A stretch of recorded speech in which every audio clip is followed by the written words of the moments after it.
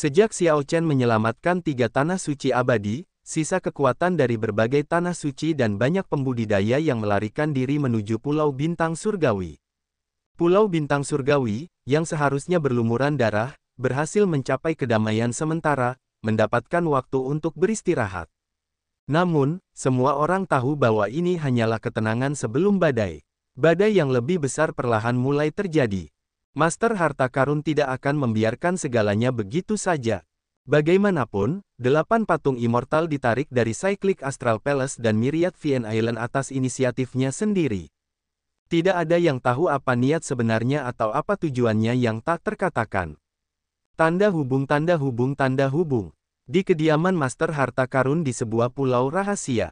Berbagai bangunan berwarna gelap di pulau ini merupakan tipikal bangunan keagamaan yang menyeramkan. Kuil-kuil hitam itu memiliki diagram-diagram aneh, yang belum pernah muncul di dunia Kunlun sebelumnya, dan tergambar di dindingnya. Patung-patung aneh yang tak terhitung jumlahnya tersebar di alun-alun besar di tengah pulau. Mulut gua hitam misterius terletak di tengah alun-alun dengan aliran penggarap yang tak ada habisnya dilemparkan sebagai pengorbanan. Jeritan ketakutan datang dari dalam gua sebelum berhenti. Ini adalah pemandangan yang menusuk tulang, membuat siapapun yang melihatnya gemetar ketakutan. Gua ini sebenarnya adalah sebuah altar yang belum pernah dilihat siapapun sebelumnya. Master Harta Karun menyaksikan dalam diam saat para penggarap diumpankan ke dalam gua. Selain bekas luka pedang di wajah Master Harta Karun, tidak ada seorang pun yang bisa melihat penampilan aslinya. Itu diselimuti kabut, sama seperti identitas misteriusnya.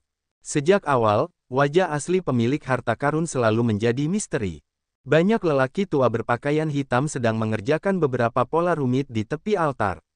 Saat para penggarap dilemparkan ke dalam arus yang tak berujung, sosok hitam besar terlihat di langit di atas altar. Suara mendesing, suara mendesing, suara mendesing. Banyak sosok turun dari langit, mendarat di belakang Master Harta Karun muda Yi Ling di antara mereka. Mereka semua adalah putra-putra pemilik harta karun, namun mereka hanyalah putra angkat dan bukan putra kandungnya. Ayah, penguatan patung abadi sudah selesai. Mereka semua bisa menggunakan harta karun ajaib sekarang, kata Tuan Harta Karun muda Yi Ling sambil mengambil langkah maju. Kegembiraan muncul di matanya. Mereka bisa menggunakan harta karun ajaib sekarang. Master Harta Karun berbalik. Ada sedikit ketertarikan dalam suaranya saat dia berkata dengan lembut, orang-orang ini benar-benar bekerja cepat. Mari kita pergi ke sana dan melihatnya. Setelah mengatakan itu, Master Harta Karun merentangkan tangannya, dan layar gelap besar menyelimuti kelompok itu. Lalu, ada kilatan cahaya warna-warni. Kali berikutnya mereka muncul, Master Harta Karun dan semua putra angkatnya berada di Laut Penglai. Itu benar. Pemeliharaan dan perbaikan patung abadi dilakukan oleh penggarap abadi Laut Penglai. Mutiara yang dibuat dengan menduplikasi mutiara boneka juga berasal dari kelompok penggarap abadi ini. Saat ini, 17 patung immortal melayang di atas permukaan wilayah laut yang luas.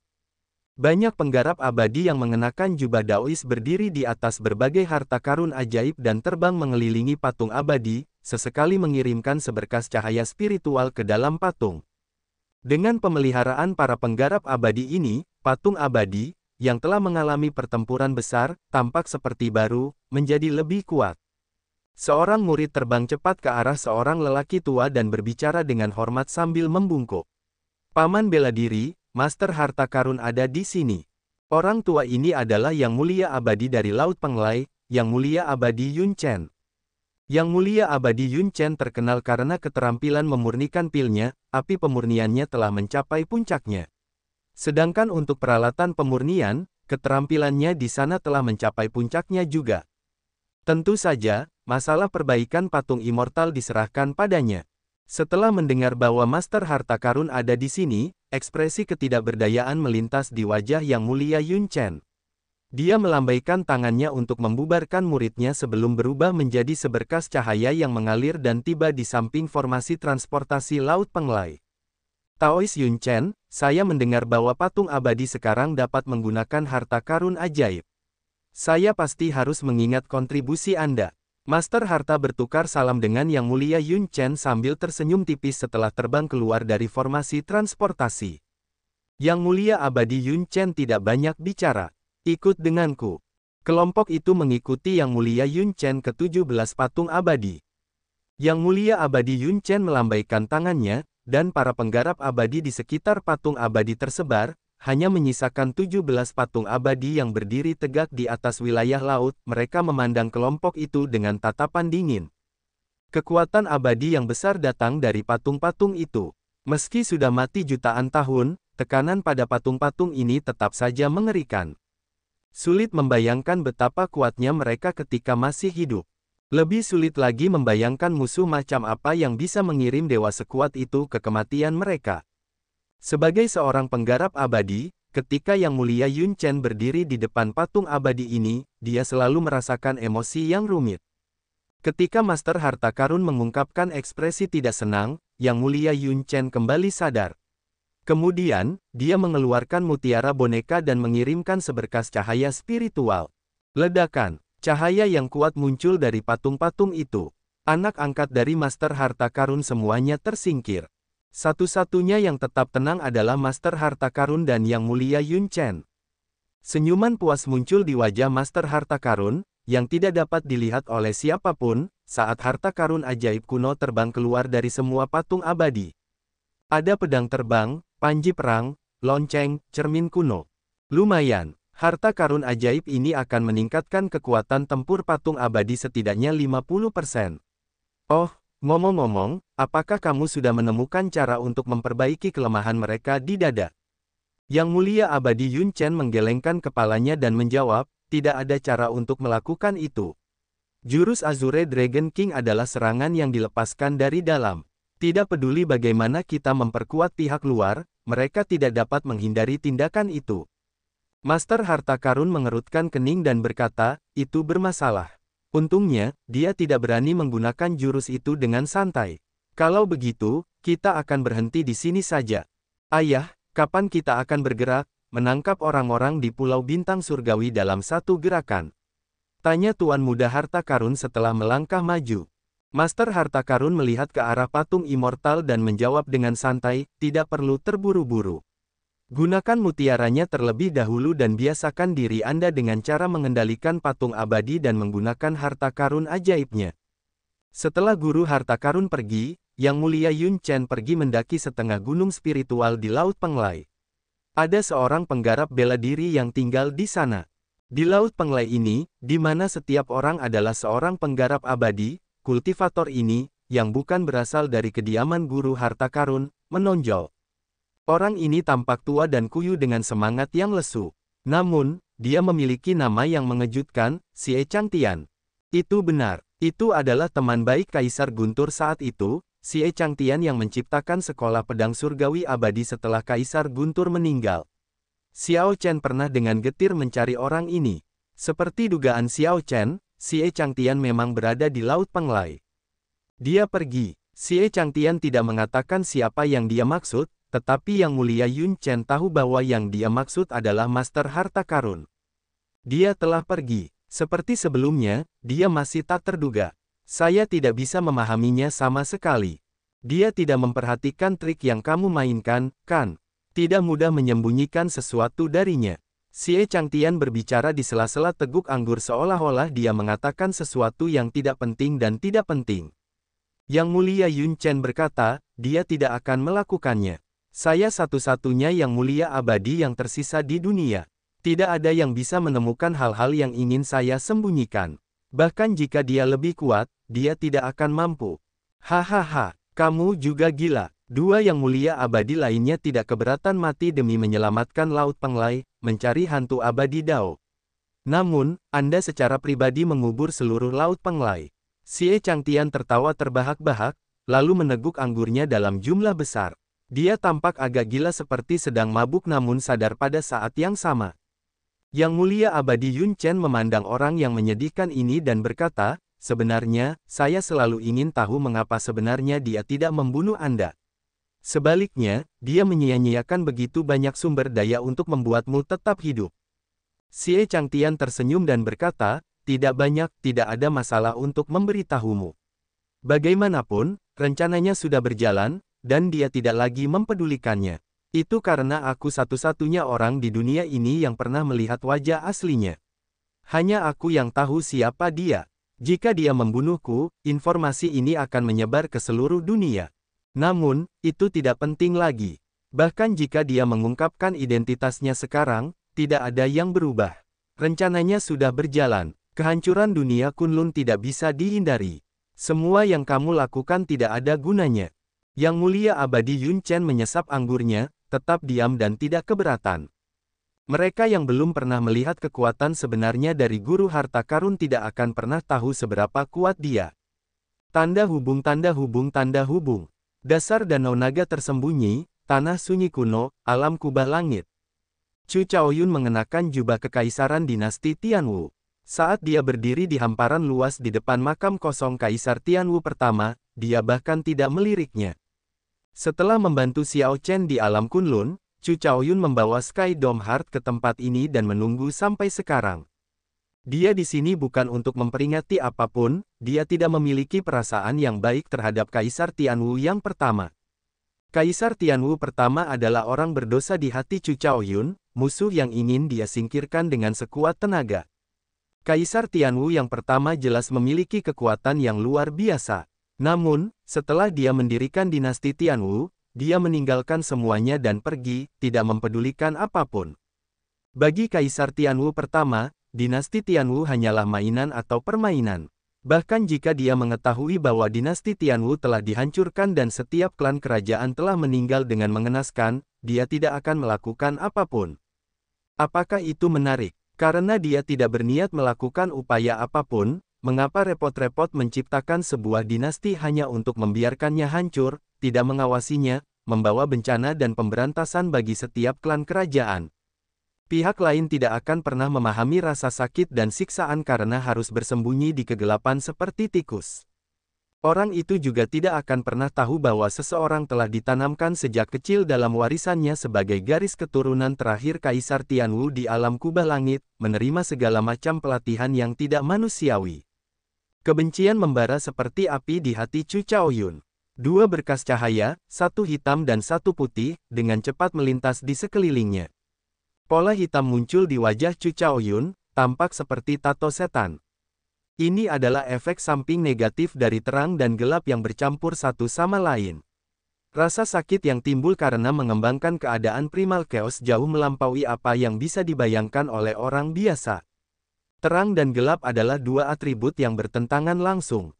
Setiap kali mereka bentrok, rasa sakit yang diakibatkannya membuatnya menginginkan kematian. Chu Chaoyun menutup matanya. Setelah beberapa saat, pola hitam di wajahnya perlahan memudar. Saat dia membuka matanya lagi, dia sekali lagi memperlihatkan senyumannya yang tenang dan riang. Sebenarnya, Chu Chaoyun seringkali tidak mempedulikan apapun. Dia adalah orang yang pelupa sejak awal. Suara mendesing, suara mendesing, suara mendesing. Banyak sosok yang turun dari atas danau. Semua orang yang berpengaruh di klan kerajaan dinasti Tianwu muncul. Jika ada penggarap alam kubah langit lainnya di sini, mereka pasti akan sangat terkejut. Tokoh-tokoh ini adalah orang-orang penting atau terkenal di alam kubah langit. Tuan Muda, Senior Leng Yue mengirim kabar bahwa 18 Raja Iblis telah menerima perintah dari Guru Gereja Kegelapan untuk bersiap. Mereka hanya menunggu perintah untuk memasuki alam Kunlun. Chu Chaoyun mengangguk untuk menunjukkan pemahamannya. Sangat bagus. Tetap siaga. Saat mereka bergerak, kami juga akan mengambil tindakan. Setelah jeda beberapa saat, Chu Chaoyun tiba-tiba menambahkan, jangan sentuh orang-orang klan Xiao. Adapun faksi lainnya, bunuh mereka jika mereka melawan. Begitu kita bergerak, kita harus menggunakan waktu sesingkat mungkin untuk menduduki alam kubah langit. Setiap pihak membuat persiapan terakhir mereka. Setelah kembali ke Heavenly Star Island, Xiao Chen tidak menunjukkan wajahnya lagi. Sekarang, semakin banyak pembudidaya yang masuk ke Pulau Bintang Surgawi, membuat situasinya menjadi sangat rumit.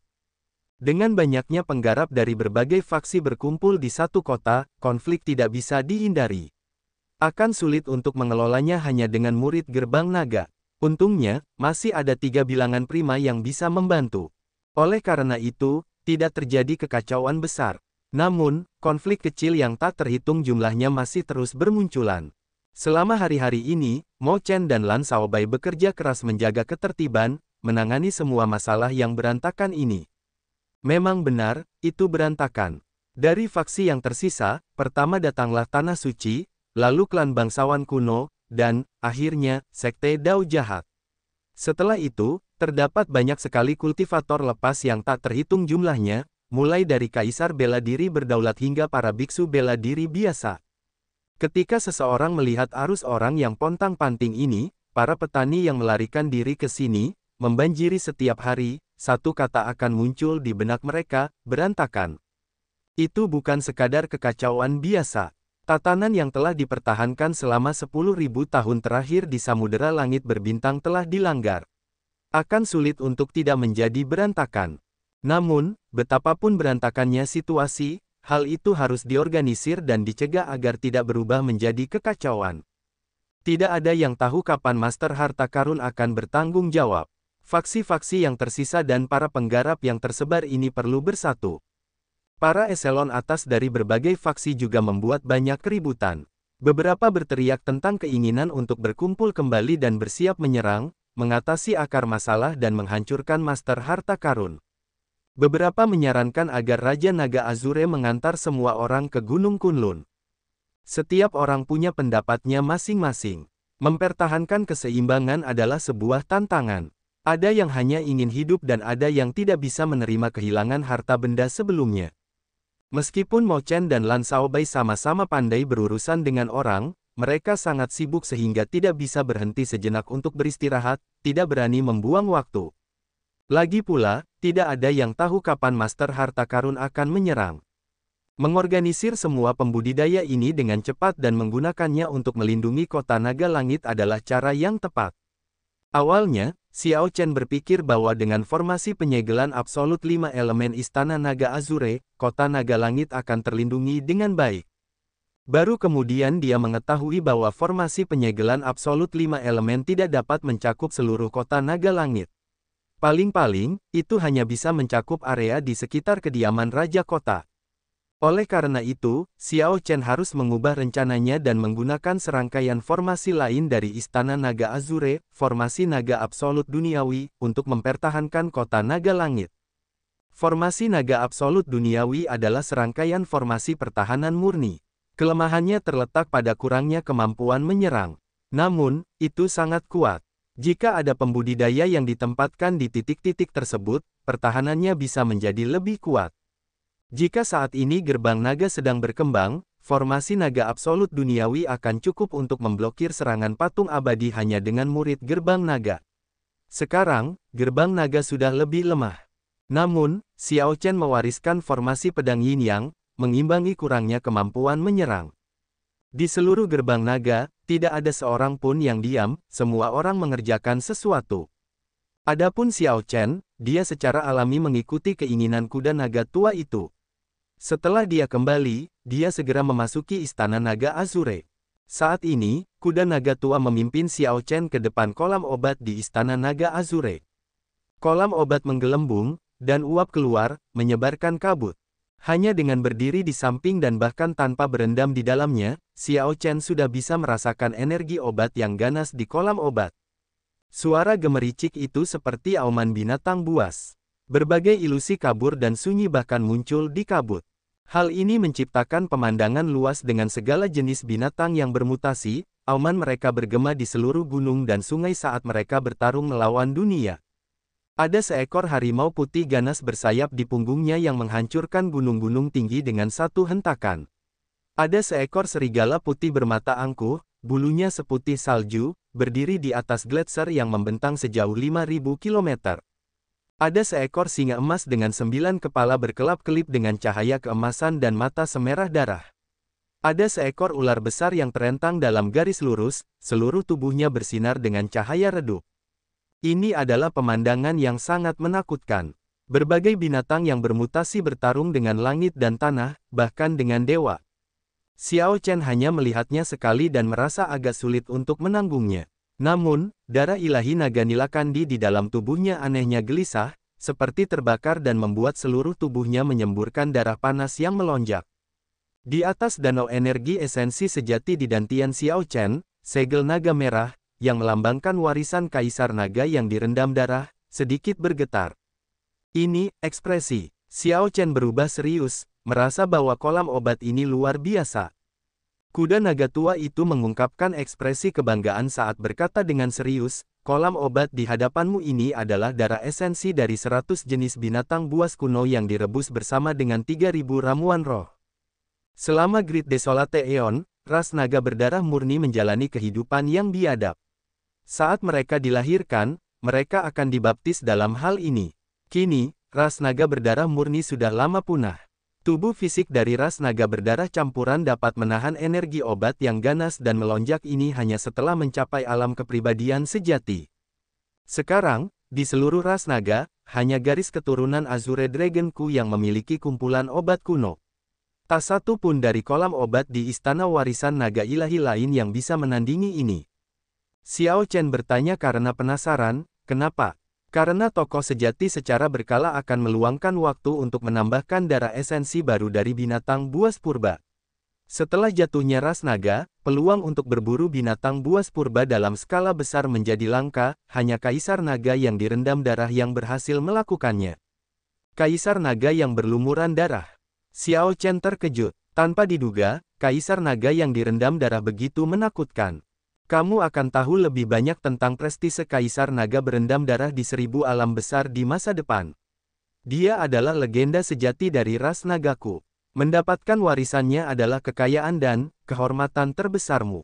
Sebuah cahaya muncul di mata Xiao Chen saat dia bertanya dengan serius, kapan aku bisa benar-benar menerima warisan Kaisar Naga yang direndam darah? Bisakah saya menggunakannya sekarang? Jika dia bisa menggunakannya, maka patung immortal di luar dan Master Harta Karun tidak akan menjadi tandingannya sama sekali. Kuda naga tua memandang Xiao Chen dengan serius. Kamu terlalu lemah untuk menerima warisan, meskipun kamu bisa, kamu tidak boleh melakukannya. Ada batasan pada tanah terlantar ini. Setelah Anda melewati ambang itu, Anda akan menerima serangan Dao Surgawi. Kalau tidak ingin mati, jangan pernah menggunakannya sembarangan. Selanjutnya, teknik bela diri yang meningkatkan kekuatan tempurmu 10 kali lipat, berhentilah menggunakannya. Teknik bela diri seperti itu dianggap seni terlarang di alam luar.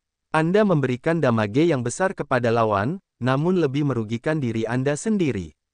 Luka tersembunyi yang ditinggalkannya di tubuh fisik sangat sulit untuk dipulihkan. Setelah melihat Xiao Chen tampak meremehkan, kuda naga tua itu berkata dengan serius, seni terlarang. Mengapa disebut seni terlarang? Itu karena jika kamu menggunakannya terlalu sering, kamu akan selamanya kehilangan kesempatan untuk menjadi dewa perang. Ketika Xiao Chen mendengar ini, dia tercengang. Tak disangka, dampaknya begitu parah. Lalu, dia teringat sesuatu. Apakah dewa perang benar-benar ada? Tentu saja, setiap kaisar naga dari ras nagaku harus mencapai alam dewa sejati sebelum mereka dapat mengambil posisi itu. Jika kamu tidak bisa menjadi dewa sejati, maka kamu akan kehilangan kesempatan untuk menjadi kaisar naga. Kalau begitu, semuanya akan menjadi tidak ada artinya. Baiklah, namun, berapa batasnya? Kuda naga tua menjawab, saat ini, Anda hanya diinisiasi ke tahap esensi sejati, bahkan tidak pada kesempurnaan kecil. Selama Anda tidak menembus tahap esensi sejati dan memasuki tahap esensi yin, Anda akan baik-baik saja. Xiao Chen bersukacita. Ini berarti dia masih memiliki banyak ruang untuk perbaikan. Sedangkan untuk tubuh fisikmu, seni nutrisi tubuh naga Azure milikmu hanya mencapai lapisan ketiga. Anda perlu melakukan yang terbaik untuk mengembangkannya hingga mencapai kesempurnaan. Xiao Chen tersenyum pahit dan berkata, saya ingin melakukan itu juga. Namun, tanpa harta karun rahasia yang mengandung jiwa naga, kecepatan kultivasinya sangat lambat. Sebelum generasi senior ras naga sebelumnya meninggal, mereka akan menggunakan jiwa naga mereka untuk memberi makan kolam obat ini guna melindungi keturunan ras naga saya, mencegah mereka terluka atau dirasuki oleh sisa jiwa binatang buas kuno. Xiao Chen terkejut. Kolam obat kecil ini jauh lebih rumit dari yang dia kira. Jangan bicara lagi. Masuk ke kolam obat terlebih dahulu dan stabilkan budidaya Anda dengan benar. Lakukan yang terbaik untuk tetap di sana selama mungkin. Kuda naga tua memberi isyarat agar Xiao Chen masuk. Kemudian, dia perlahan pergi, meninggalkannya sendirian.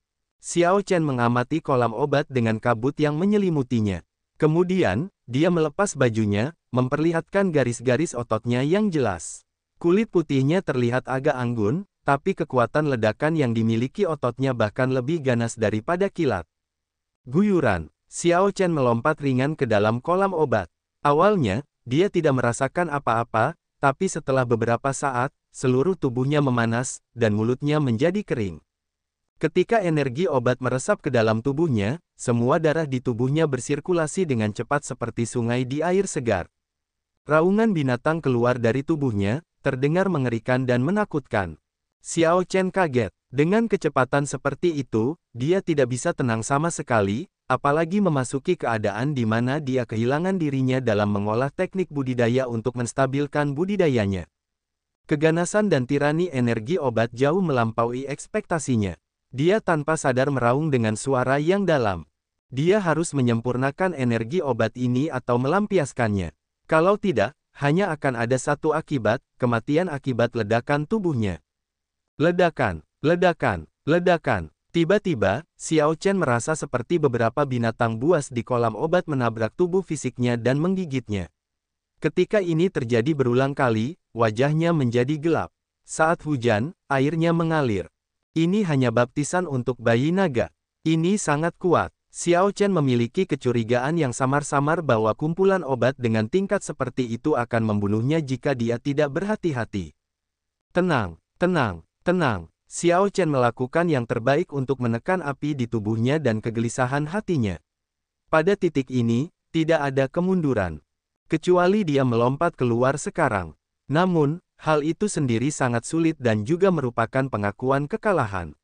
Dia ingat sebelum kuda naga tua itu pergi, dikatakan untuk tetap berada di kolam obat selama mungkin.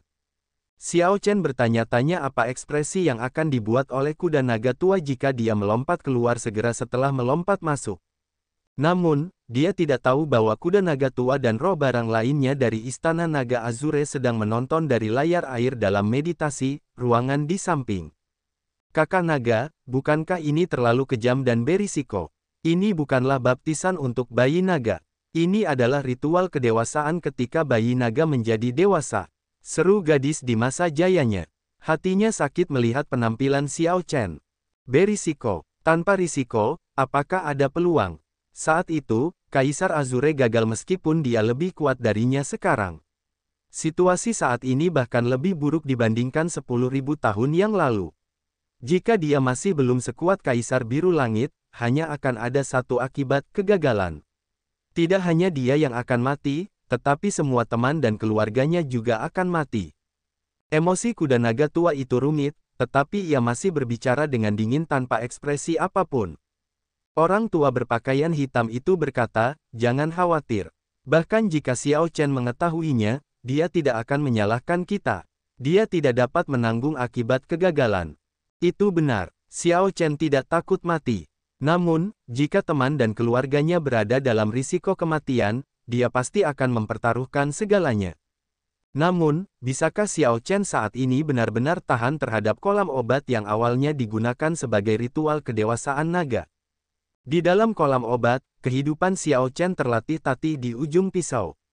Di depannya ada energi obat ganas yang membuat darah di tubuhnya melonjak seperti sungai. Sungai ini bukanlah sungai yang tenang dan lembut, melainkan aliran lahar yang mengeluarkan gelombang panas. Di belakangnya ada binatang buas yang menabrak tubuhnya dan menggigitnya. Setiap kali menyerang, dia merasa ingin muntah darah. Masalah pertama yang harus diatasi adalah ki dan darahnya mengalir terlalu cepat. Energi obatnya terlalu kejam. Dua pilihannya adalah melampiaskannya atau memperbaikinya. Jelas, Xiao Chen tidak akan melampiaskannya. Itu akan sia-sia. Dia mungkin juga tidak memasuki kolam obat. Oleh karena itu, hanya ada satu solusi yang tersisa, menyempurnakannya. Betapapun sulitnya, dia harus memperbaikinya. Di tengah rasa sakit dan siksaan, Xiao Chen melakukan yang terbaik untuk tetap tenang. Dia perlu mengedarkan mantra ilahi guntur ungu. Namun, hal itu sangat sulit. Kolam obat berisi darah 100 binatang buas kuno. Setelah energi obat dilepaskan, itu sangat kejam. Seluruh tubuh Xiao Chen terasa seperti akan terkoyak. Menahan rasa sakit saja sangatlah sulit. Setelah dia memobilisasi energi esensi sejatinya dengan susah payah, binatang buas misterius itu akan mengganggunya.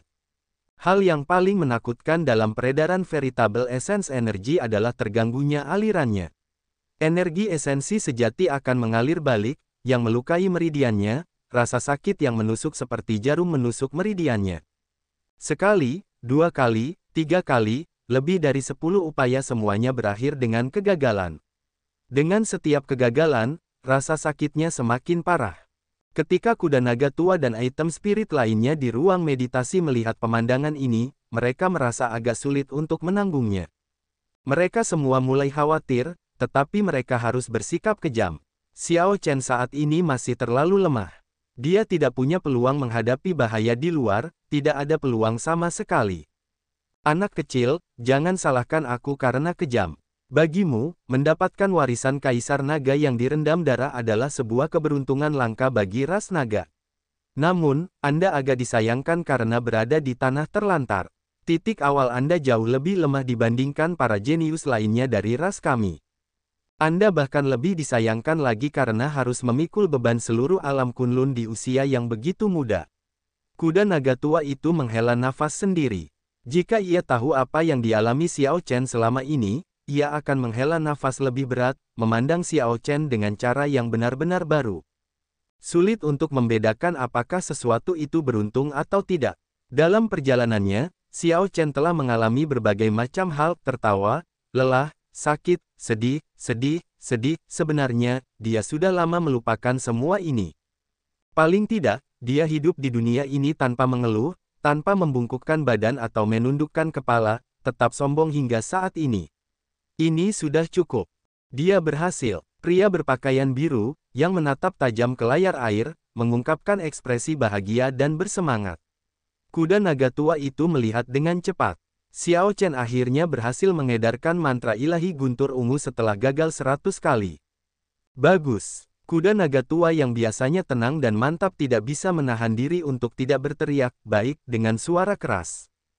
Permulaan adalah langkah tersulit untuk semua hal. Tidak peduli seberapa sulit atau sulitnya jalan yang dilalui, selama seseorang mengambil langkah pertama, ia memiliki peluang untuk sukses. Jika seseorang tidak mengambil langkah pertama, kesuksesan pasti mustahil. Di dalam kolam obat, mantra ilahi guntur ungu beredar sekali dan menjadi seperti pusaran air besar. Suara mendesing, suara mendesing, suara mendesing. Energi obat dalam darah mengalir ke danau kecil energi esensi sejati seperti badai.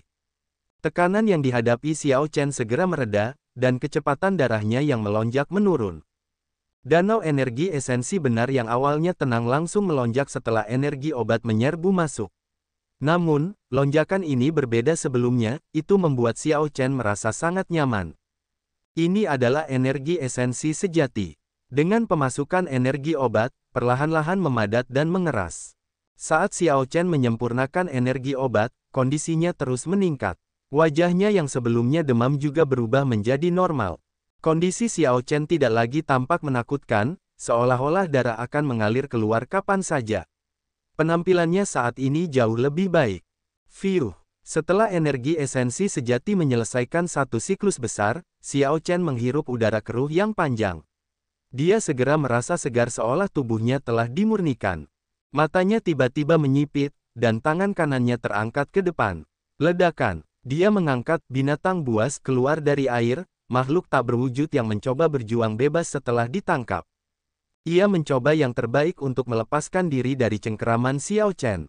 Tidak begitu mudah. Sekarang Xiao Chen dapat mengalihkan perhatiannya dan menghadapi binatang buas ini, tentu saja, dia tidak akan melepaskannya. Dia meremas kuat-kuat dengan satu tangan, dan wujud tak berwujud itu berubah menjadi jasmani dan mengambil bentuk. Ternyata itu adalah seekor ular besar yang bersinar redup. Namun, itu tidak tampak seperti binatang buas yang nyata, hanya seuntai jiwa yang jahat. Anda sudah mati tetapi masih menimbulkan masalah seperti ini. Mata Xiao Chen menjadi dingin, dan dia menghamburkan sosok ini dengan serangan telapak tangan. Guyuran, guyuran, Ketika sisa jiwa binatang buas kuno di dasar kolam melihat ini, mereka melompat keluar dari air, meluncurkan diri ke sana. Di tengah kabut, sisa jiwa binatang buas kuno ini tampaknya hidup kembali, terbang ke arah Xiao Chen. Seluruh pemandangan berubah menjadi sangat mengerikan. Binatang buas kuno ini lahir pada masa Great Desolate Aeon.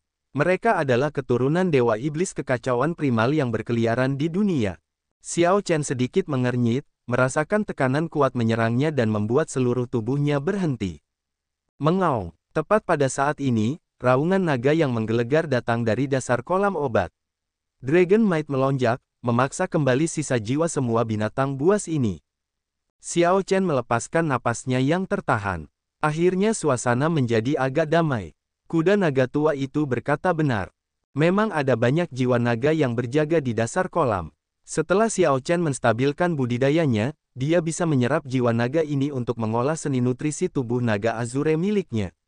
Setelah mantra ilahi guntur ungu mengedarkan 100 siklus utama, danau energi esensi sejati di tubuh Xiao Chen berubah dari putih menjadi ungu murni. Dengan dibaptisnya mantra ilahi guntur ungu, energi esensi sejati menjadi lebih murni dan padat. Kultivasinya akhirnya stabil pada tahap esensi sejati kesempurnaan kecil. Hal yang lebih mengejutkan adalah sisa energi obat memasuki lautan kesadaran Xiao Chen, yang terdiri dari energi ajaib, dan memperluasnya beberapa kali lebih besar. Samar-samar rasanya dia sedang mendekati kemacetan. Adapun tubuh fisik Xiao Chen, vital ki-nya terus menguat. Dari sebelumnya 1000 kekuatan naga, meningkat menjadi 3000 kekuatan naga. Dewa mayat penghukum surga, yang telah maju ke tingkat perdana melalui tubuh fisiknya, memiliki 10.000 kekuatan naga. Sekarang, ini tidak lagi di luar jangkauan Xiao Chen.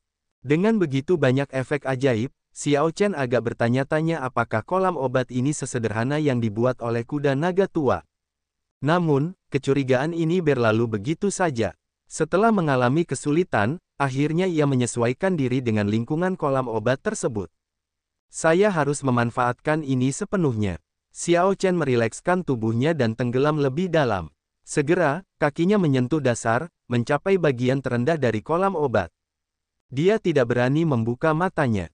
Darah esensi binatang buas kuno di kolam obat ini terlalu kejam. Terlebih lagi, mata adalah bagian tubuh yang paling lemah. Jika dia tidak berhati-hati dan melukai matanya, itu akan menjadi masalah. Xiao Chen menggunakan akal sehatnya untuk menyelidiki sekelilingnya. Ada banyak jiwa naga dengan kekuatan berbeda-beda di sekitarnya.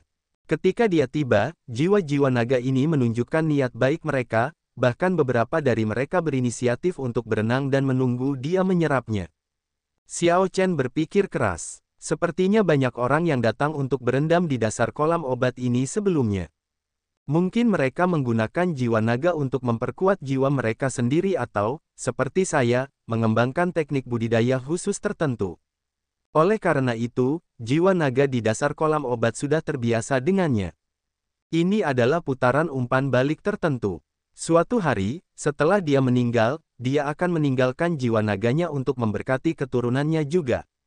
Xiao Chen segera berhenti ragu-ragu dan duduk bersila. Kemudian, dia mulai mengolah seni nutrisi tubuh naga Azure di dasar kolam di mana energi obatnya paling ganas. Seni nutrisi tubuh Azure Dragon memiliki total 5 lapisan. Xiao Chen telah berkultivasi hingga puncak lapisan ketiga. Selama dia menerobos 2 kali, dia akan mencapai puncak seni memelihara tubuh naga Azure, memasuki kesempurnaan. Menurut pengenalan seni nutrisi tubuh Azure Dragon, setelah dia mencapai kesempurnaan puncak, tubuh fisiknya akan berubah menjadi badan perang Azure Dragon yang asli. Xiao Chen akan bisa mewujudkan Azure Dragon Battle Armor sesuka hatinya. Tangannya seperti cakar naga Azure kuno. Dengan satu gesekan, dia akan mampu merobek tubuh binatang buas itu seperti ranting pohon yang mati dan kering. Tanda hubung tanda hubung tanda hubung. Pada saat ini, anak angkat dari Master Harta Karun akhirnya membawa 17 patung immortal dari Laut Penglai ke pulau tempat kediaman Master Harta Karun berada. Setelah disempurnakan kembali oleh penggarap abadi, patung abadi ini tidak hanya mendapatkan peningkatan pertahanan, tetapi gerakan mereka juga menjadi lebih gesit. Hal yang lebih mengerikan adalah patung-patung abadi itu bisa menggunakan harta karun ajaib. Secara alami, Harta karun ajaib dari patung-patung abadi ini adalah peralatan abadi tertinggi di zaman abadi. Saat ini, kekuatan tempur setiap patung immortal meningkat lebih dari 2 kali lipat. Selain itu, banyak pembudidaya dan 3 bilangan prima di Pulau Bintang Surgawi tidak mengetahui hal ini. Kali ini, Master Harta Karun tidak ragu sama sekali, langsung memerintahkan 10 putra angkatnya untuk menyerang Pulau Bintang Surgawi bersama dengan para ahli dari kediaman Master Harta Karun. Di kediaman Tuan Kota-Kota Naga Langit, Mo Chen dan Lan Shaobai sedang menghitung para ahli di Pulau Bintang Surgawi. Lan Shaobai mengeluarkan setumpuk kulit binatang dan menatap Mo Chen. Tabulasi sudah selesai, tidak termasuk para marsial sage dan di bawahnya, kami memiliki total 2000 kaisar kuasi, 300 kaisar bela diri surgawi kecil, 80 kaisar bela diri surgawi besar, 20 kaisar bela diri berdaulat, dan termasuk bilangan prime, 10 orang di tingkat master suci. Petik 2. Sangat sedikit, kata Mo Chen sambil mengerutkan kening. Memang jumlahnya sangat sedikit. Sebelum zaman keemasan tiba, ini adalah kekuatan seluruh lautan langit berbintang. Namun, setelah datangnya zaman keemasan, orang-orang terus-menerus menerobos ke kaisar bela diri. Beberapa kultivator generasi tua mengalami peningkatan pesat dan semakin maju. Namun, banyak kaisar semu yang tewas dalam bencana baru-baru ini, hanya menyisakan 2000 di antaranya. Kaisar bela diri surgawi kecil dan kaisar bela diri surgawi besar berjumlah kurang dari 400 orang. Adapun kaisar bela diri berdaulat, hanya ada 20 orang. Kebanyakan dari orang-orang ini berasal dari 3 tanah suci abadi. Tanpa mengikut sertakan mereka, jumlah mereka akan lebih sedikit lagi. Kemunculan 18 patung immortal secara tiba-tiba seperti 18 bilangan prima yang muncul. Mereka memiliki kekuatan penghancur yang luar biasa, menggambarkan hari itu sebagai hari kiamat tidaklah berlebihan. Lan Shaobai mengangguk dan berkata, jumlah mereka memang sedikit. Seluruh samudera langit berbintang kehilangan lebih dari 50% kekuatan tempur puncaknya. Sebenarnya, jika samudera langit berbintang ditata dengan baik, maka kerugian sebesar itu tidak akan terjadi. Sayangnya, samudera langit berbintang seperti sekelompok naga tanpa pemimpin. Kami juga tidak tahu apa yang terjadi di benua Kunlun. Istana Dewa Bela Diri dan Persatuan Dewa Dao tidak mengirimkan bala bantuan apapun. Master Harta Karun memilih waktunya dengan sangat baik. Mo Chen mengoreksi, itu bukanlah waktu yang dipilih oleh Guru Harta Karun, itu adalah waktu yang dia ciptakan sendiri. Mo Chen percaya bahwa Master Harta Karun telah menunggu hari ini dan sudah merencanakannya sejak lama. Jika Istana Dewa Bela Diri dan Persatuan Dewa Dao mampu mengirimkan bala bantuan, kerugian yang dialami samudera langit berbintang tidak akan sebesar itu. Master Harta Karun sudah pasti mengetahui tentang Istana Naga Azure dan memasukkannya ke dalam rencananya. Lan Shaobai tersenyum dan berkata, kita tidak perlu memikirkan hal ini untuk saat ini. Ada kabar baik, setelah beberapa putaran pengujian, formasi naga absolut duniawi sekarang dapat memblokir serangan patung abadi. Namun, Mo Chen tidak terlalu optimis. Itu dengan satu syarat, kekuatan patung immortal tidak berubah.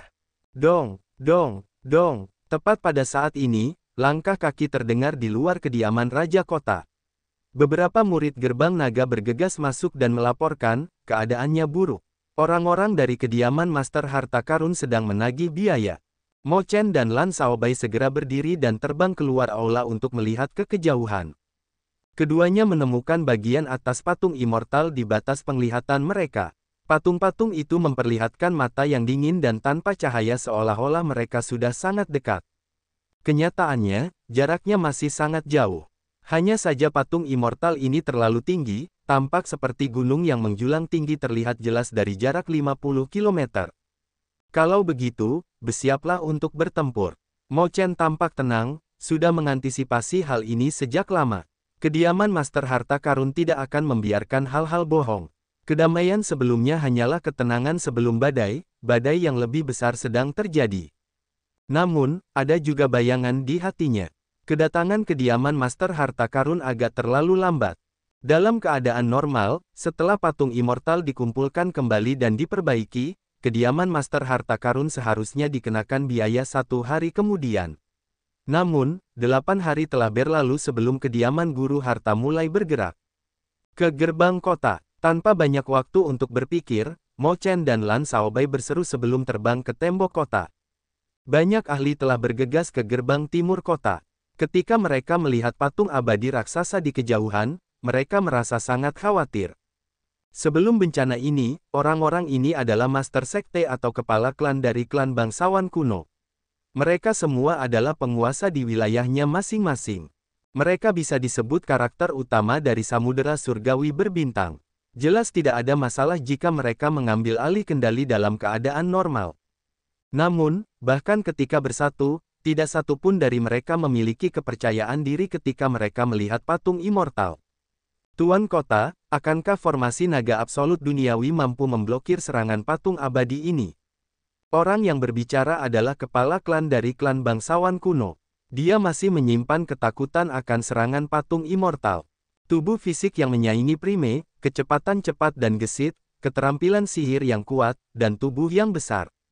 Hanya satu patung immortal yang telah menghancurkan bisnis klannya, memusnahkan seluruh klannya. Jika formasi tidak dapat memblokirnya, kita harus pergi sekarang. Wakil Master Sekte Akademi Provinsi Surgawi jelas tidak percaya diri. Saat itu, 3 tanah suci abadi, Surga Yin Yang, Akademi Provinsi Surgawi, dan Sekte 5 Racun, memilih untuk melawan patung abadi. Pada akhirnya, mereka melewatkan waktu terbaik untuk berangkat. Jumlah korban yang sangat besar membuat mereka ketakutan hingga saat ini. Apa yang perlu ditakutkan? Raja Naga Azure dan 3 bilangan prima berkumpul di sini.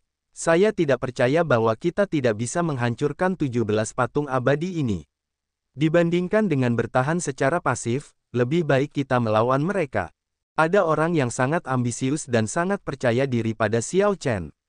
Namun, mereka termasuk minoritas. Kebanyakan orang cenderung membela, bertahan jika memungkinkan, mundur saat pertahanan runtuh. Bagaimanapun, sebagian besar dari orang-orang ini memiliki keterikatan emosional dan minat pada Samudera Surgawi berbintang. Mereka tidak bisa pergi begitu saja. Mo Chen agak tidak berdaya bagaimana menjawab pertanyaan-pertanyaan ini. Ketika kekuatan mencapai tingkat tertentu, tidak peduli seberapa pintar suatu skema, itu akan sia-sia. Suara mendesing, suara mendesing, suara mendesing. 3 sosok muncul, Permaisuri Bulan Cerah, Master Iblis Hukum Segudang, dan Raja Astral Siklik datang pada saat yang bersamaan. Penampilan The Primes sedikit meningkatkan kepercayaan penonton di dinding. Lagi pula, para prime ini telah bertarung dan menahan beberapa patung immortal sendirian saat itu. Vien Master Myriad Law memandangi patung-patung immortal dengan kebingungan dan berkata, ini lagi 17 patung abadi. Dengan kami bertiga bekerja sama, kami akan dapat memblokir ini. Jika mereka ingin menggunakan ini untuk menghancurkan kita, Master Harta berharap terlalu banyak. Patung immortal itu sekuat prime. Namun, pada akhirnya, ia tidak hidup, dalam intelijen, itu tidak sefleksibel Primes. 3 Primes yang bekerja sama pasti akan mampu menunda 17 patung immortal, paling tidak, mereka tetap tak terkalahkan. Permaisuri Bulan Cerah sedikit mengernyit. Tentunya tidak sesederhana itu. Mengingat karakter Master Harta Karun, dia tidak akan bergerak atau sangat yakin akan kemenangan saat dia melakukannya. Pasti ada sesuatu yang berbeda dengan patung immortal kali ini. Cyclic Astral Lord mengangguk dan berkata, itu benar. Master Harta Karun sangat licik. Dia pasti sudah siap. Cyclic Astral Lord bisa dikatakan sangat menderita di tangan Master Harta Karun. Awalnya, dia berpikir bahwa meskipun Master Harta Karun mempunyai rencana jahat, ketiga Primes dapat bekerja sama dan menggunakan kekuatan untuk menekannya. Sebelum kekuatan absolut, Master Harta Karun tidak akan berdaya. Tanpa diduga, ketika pihak lain berubah menjadi musuh, dia menggunakan kekuatan absolut untuk menekan Primes hingga tidak berdaya. Jika Xiao Chen tidak muncul dan melampaui Prime, konsekuensinya akan sangat mengerikan. Ketika yang lain mendengar apa yang dikatakan Cyclic Astral Lord, mereka tidak percaya.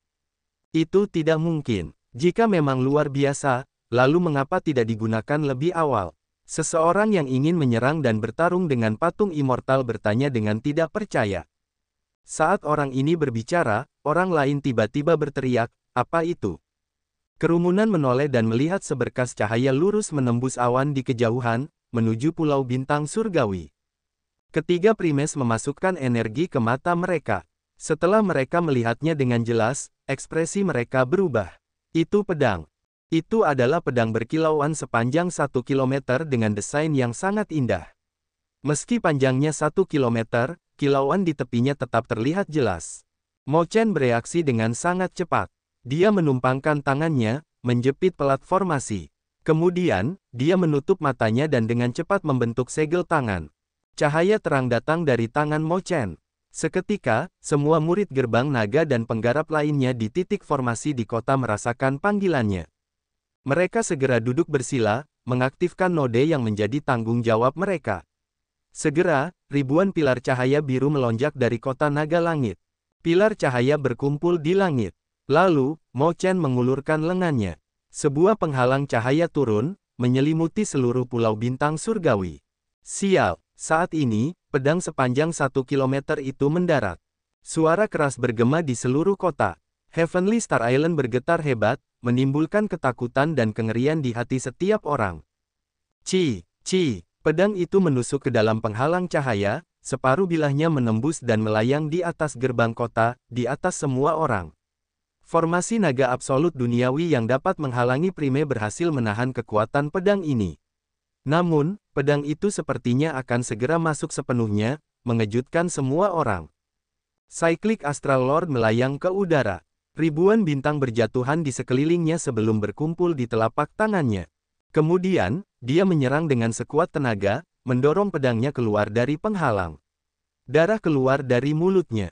Setelah Cyclic Astral Lord mendarat, dia berteriak, "Semuanya, hati-hati.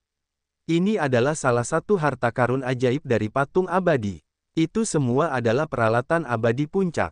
Mo Chen tidak berani menunda. Tangannya terus membentuk segel tangan dengan kecepatan yang lebih cepat. Warna penghalang cahaya biru perlahan berubah menjadi lebih dalam dan padat hingga pola naga muncul di penghalang cahaya dan mengeluarkan raungan naga yang keras. Kekuatan gelombang suara memukul mundur pedang sepanjang 1 kilometer itu. 17 patung abadi melompat ke udara. Sekarang, mereka akhirnya sampai. Ketika mereka melihat ke bawah dari atas, mata mereka yang dingin dan tanpa cahaya membuatnya tampak seperti sedang menatap semut. Setiap patung immortal memiliki harta karun ajaib yang melayang di atas kepala mereka, memancarkan kekuatan abadi yang kuat. Harta karun ajaib ini berbentuk pedang terbang, cermin harta karun, kipas batu giok, lonceng, atau lampu kuno. Semuanya mengejutkan, tidak ada yang berani menatap lurus ke arah mereka. Keputusasaan tumbuh di lubuk hati setiap orang di Pulau Bintang Surgawi. Tidak ada yang menyangka bahwa patung immortal yang awalnya kuat benar-benar bisa menggunakan harta karun ajaib. Sejak awal pertempuran ini, nasib mereka sepertinya sudah ditentukan. "Bersiaplah untuk mundur. Tidak ada cara untuk bertarung," bisik Cyclic Astral Lord kepada Mo Chen. Jika itu hanya satu patung immortal dengan harta karun ajaib, mengalahkannya mungkin masih bisa dilakukan. Namun, dengan 17 patung immortal yang semuanya memiliki harta karun ajaib, bahkan tidak perlu mencoba dan bertarung. "Ketiga teman lamaku, bagaimana kabarmu?" Tawa terdengar. Sesosok hitam terbang dari belakang 17 patung immortal. Penampilan orang itu tidak jelas, hanya bekas luka pedang yang mengerikan yang samar-samar terlihat di wajahnya. "Tuan Harta Karun." Ketiga primes terkejut ketika mereka mengenali orang ini. Sejak dimulainya patung immortal, Master Harta Karun tetap tersembunyi. Ini adalah pertama kalinya dia muncul di hadapan semua orang sejak saat itu. Master Harta Karun berdiri di atas kepala salah satu patung abadi, memandang rendah semua orang. Kemudian, dia berkata, "Cyclic Astral Lord, Myriad Lauvian Master, dan Bright Moon Empress, kalian bertiga adalah yang terkuat dan tahu seperti apa situasinya. Saya tidak akan ambil pusing dengan hal-hal yang tidak masuk akal. Tinggalkan separuh petani, dan sisanya boleh pergi. Jangan mencoba berjuang sampai akhir sebelum menyadari apa yang baik bagi Anda." Nada suara sang Master Harta terdengar datar. Namun, kata-katanya yang santai menghukum separuh orang di kota. Hati para penggarap di kota tidak bisa tetap tenang. Meskipun lama terdiam, tidak ada yang menjawab. Pertanyaan ini terlalu berat. "Haha, sepertinya tidak ada seorang pun di sini yang akan memberiku wajah. Aku harus memahamimu terlebih dahulu." Master harta karun tersenyum dingin, dan harta karun ajaib 17 patung abadi terbang pada saat yang sama, menuju Pulau Bintang Surgawi dan menimbulkan teriakan ketakutan. Harta karun ajaib dari 17 patung abadi melancarkan serangan ke kota naga langit pada saat yang sama, mengeluarkan kekuatan yang kuat. Seketika, berbagai fenomena misterius menutupi langit. Semua harta karun ajaib ini adalah peralatan keabadian puncak, yang menampilkan kekuatan abadi yang sangat besar di zaman keabadian sekali lagi. Cahaya warna-warni tersebar di cakrawala, mengubah dunia ini menjadi hidup, seperti lukisan puitis. Saat lukisan ini dibentangkan, kipas giok berbulu adalah yang pertama turun. Kipas giok itu memiliki total 18 bulu burung dewa, yang merupakan bahan penyulingannya. Saat kipas giok ini hendak mendarat, ia berubah menjadi burung dewa sebelum tiba-tiba berhamburan. 18 bulu itu melesat keluar, meninggalkan jejak api panas yang berkobar-kobar. Bulu-bulu ini seperti jarum, dengan mudah menembus penghalang cahaya pertahanan formasi naga absolut duniawi. Kemudian, mereka bergabung kembali dan membentuk kembali kipas giok berbulu. Saat kipasnya mengepak, ia menimbulkan angin kencang yang tak terbatas, dan nyala api yang besar memenuhi langit. Api menghujani kota, bangunan yang tak terhitung jumlahnya segera terbakar. Banyak kaisar bela diri berdaulat di tembok kota menggunakan berbagai cara untuk menahan hujan api. Namun, angin terlalu kencang dan api terlalu terkonsentrasi. Tidak mungkin untuk memblokir semuanya. Gemuruh, pedang sepanjang 1 kilometer itu menyerang sekali lagi, berulang kali menghantam penghalang cahaya dan menghasilkan suara gemuruh yang menggetarkan gendang telinga semua orang. Penghalang cahaya dari formasi naga absolut duniawi tampak seperti akan runtuh dan pecah kapan saja. Mo Chen mundur dengan cepat sambil memegang pelat formasi. Setelah dia memasang segel tangan lainnya, berbagai penggarap di titik-titik itu segera merespons, mengirimkan energi. Gelombang besar muncul di permukaan laut. Seluruh pulau bintang surgawi membumbung ke udara seperti binatang purba raksasa. Itu sangat besar, bahkan patung immortal tidak lagi terlihat sebesar itu dibandingkan dengan keseluruhan pulau. Kemudian, pulau bintang surgawi bergerak cepat, mencoba meninggalkan tempat ini. Kamu pikir kamu bisa melarikan diri? Master harta karun tersenyum dingin. Kemudian, dia mengirimkan pemikirannya ke dalam boneka mutiara di tangannya. 17 patung abadi menyerang bersama-sama. Suara mendesing, suara mendesing, suara mendesing. Mereka mengepung pulau bintang surgawi yang terbang, dan masing-masing melontarkan pukulan. Ketika jari-jari mereka mengepal, kepalan tangan patung abadi itu seperti gunung kecil. Hanya satu patung immortal yang bisa meledak dengan kekuatan seorang prime. Dengan 17 patung immortal yang menyerang bersama-sama, kekuatannya sungguh luar biasa.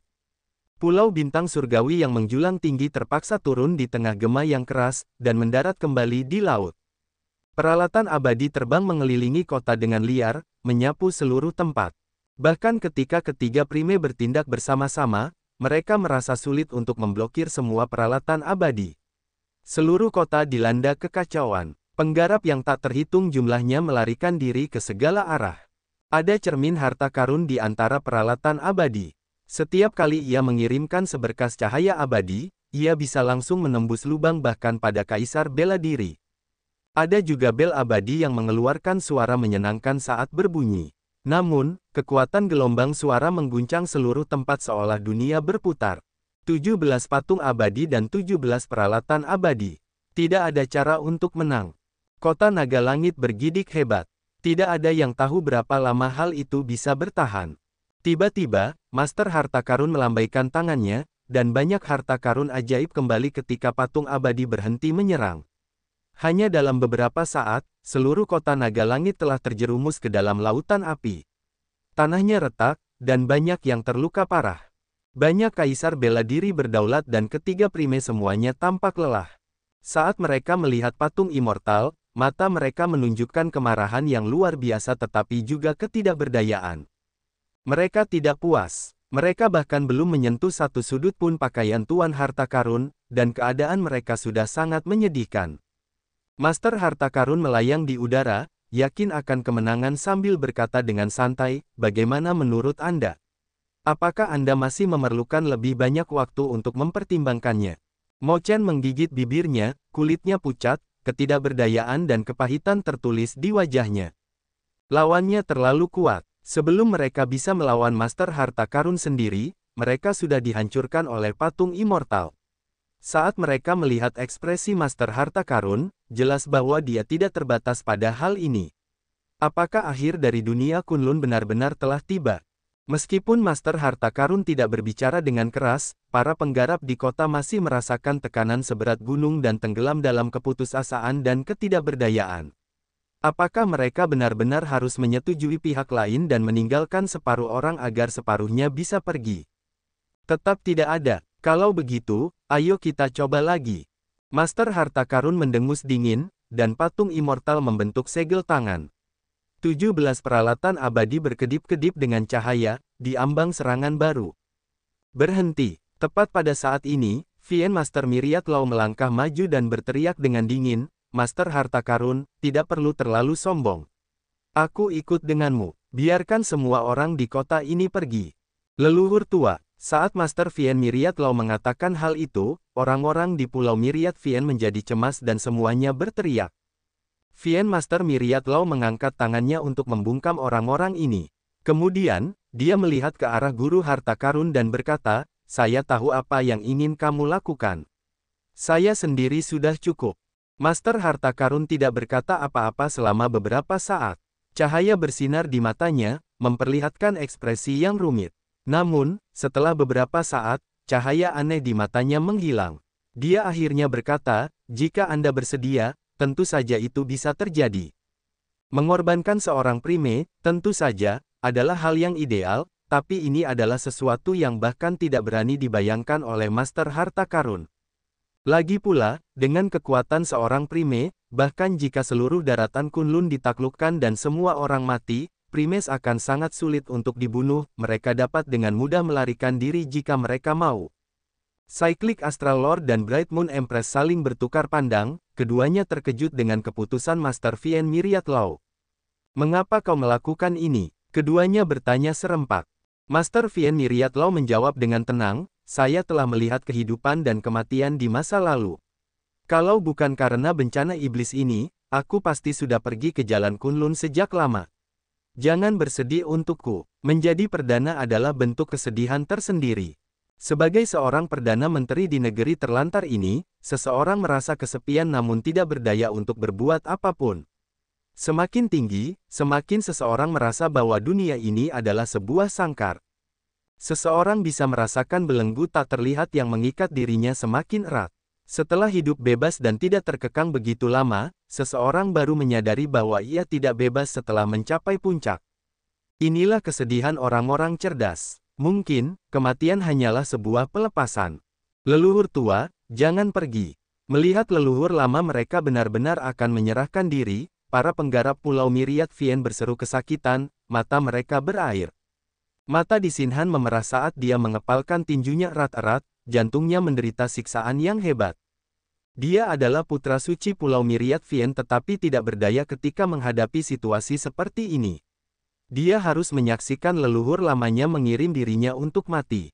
Dia tidak bisa menerima ini begitu saja. Tidak perlu mengatakan apa-apa lagi. Saya sudah membuat keputusan. Baiklah, aku berjanji padamu. Selama kamu bersedia menyerahkan diri, aku akan membiarkan semua orang di kota pergi. Master Harta Karun senang mendapatkan Prime sebagai pengorbanan. Namun, dia tidak menunjukkannya dalam nada bicaranya. Namun, saya tidak setuju. Tiba-tiba, suara yang jelas datang dari Istana Azure Dragon di kediaman Tuan Kota. Setelah itu, seberkas cahaya biru melesat keluar dan menghalangi Master Vien Hukum Segudang. Kemudian, Xiao Chen mengulurkan tangannya dan meletakkannya di bahu Master Iblis Hukum Segudang. Tangannya terasa berat dan dengan kuat menghentikan Master Iblis Hukum Segudang untuk terus maju. Raja Naga Azure, seru semua orang di kota. Orang yang datang adalah Xiao Chen. Tuan Harta Karun, saya akhirnya bisa melihat tubuh asli Anda. Anda memang sangat misterius. Meski begitu dekat, aku masih tidak bisa melihat wajah aslimu, kata Xiao Chen acuh tak acuh sambil menatap Master Harta Karun di udara. Haha, Azure Dragon King, kamu benar-benar muncul di waktu yang tepat. Saya pikir Anda pergi untuk mendapatkan bala bantuan dari Gunung Kunlun. Tanpa diduga, Anda masih berada di kota. Bala bantuan dari Gunung Kunlun. Mungkinkah ada sesuatu yang lebih kuat di Gunung Kunlun? Pikiran ini terlintas dalam sekejap. Xiao Chen berhenti memikirkannya, dia memiliki sesuatu yang lebih penting untuk dilakukan. Aku tidak membutuhkan bala bantuan untuk membunuhmu. Menunjukkan jati dirimu di hadapanku akan menjadi keputusan terakhir yang kamu sesali. Xiao Chen melotot dengan mata kanannya. Petir ilahi 10.000 kesengsaraan berkedip-kedip di lautan kesadarannya, mengirimkan kekuatan besar kesengsaraan petir ke mata kanannya. 3 benih kesengsaraan petir bermekaran, dan bunga-bunga itu berputar-putar di matanya, berlapis-lapis saat mereka bersiap untuk memanggil kesengsaraan petir. Dengan sekali pandang, mata petir ilahi dapat memanggil kesengsaraan petir dan menentukan hidup dan mati seseorang. Tidak ada cara untuk mengelak. Sejak Xiao Chen melihat targetnya, dunia telah mengunci aura target. Sambaran petir yang mengerikan muncul di langit. Dunia langsung menjadi gelap, hanya lampu listrik yang menerangi dunia. Setiap sambaran petir terasa menakutkan. Dengan 3 sambaran petir yang saling bertumpukan, bahkan seorang prime pun akan gemetar ketakutan. Adegan yang tiba-tiba ini mengejutkan semua orang dan, pada saat yang sama, menimbulkan sedikit antisipasi. Suara mendesing. Tiba-tiba, sepasang mata terlihat pada wajah kabur sang pemilik harta karun. Pada saat hidup dan mati ini, dia sangat tenang, menatap lurus ke arah Xiao Chen. Xiao Chen merasa kaget. Sepasang mata ini sepertinya familiar. Namun, tidak ada banyak waktu untuk berpikir karena kesengsaraan petir telah menimpa Master Harta Karun.